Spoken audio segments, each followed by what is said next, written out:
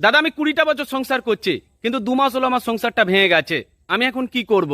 আমার স্বামী দ্বিতীয়বার বিয়ে করতে চায়, কারণ সে পুত্র সন্তানের আশা করে, কিন্তু আমাদের দুটো কন্যা সন্তান রয়েছে। দেখো বোন, তোমার সংসারটা ভেঙে গেছে মানে তুমি বেঁচে গেছো। তোমার ওই অপদার্থ স্বামীর কাছে তুমি থাকলে তোমার জীবনে খুব বড় কিছু ক্ষতি হতো না, বরং তোমার দুটো কন্যা সন্তান জীবনে কোনোদিন শান্তি পেত না। কারণ বাবার কাছে থাকা অবস্থায় কোনো সন্তান যদি বাবার ভালোবাসা না পায়, তাহলে সেই সন্তান কোনোদিনই মানসিক দিক থেকে সুস্থ হতে পারে না। তোমার স্বামী পুত্র সন্তানের আশা করে, কারণ তার চোখে পুত্র সন্তান সেরা। সুতরাং তোমার ওই 2 কন্যা সন্তানকে তাদের বাবা কোনোদিনই ভালোবাসা দিত না।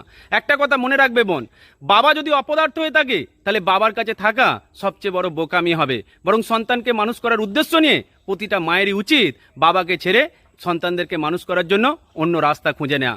তোমার কাছে প্রথম উদ্দেশ্য হলো তোমার সন্তানদের গালে খাবার তুলে দেওয়ার জন্য একটা কাজের সন্ধান করা। তুমি যদি একটা সঠিক কাজের সন্ধান করতে পারো, তোমার সন্তানরা তোমার কাছে প্রকৃত মানুষ হতে পারবে।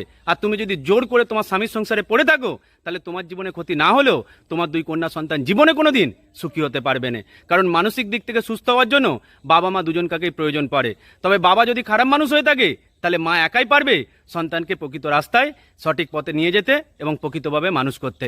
এটাই সত্যি। ভালো থেকো বোন, ভালো থাকবেন প্রত্যেকে।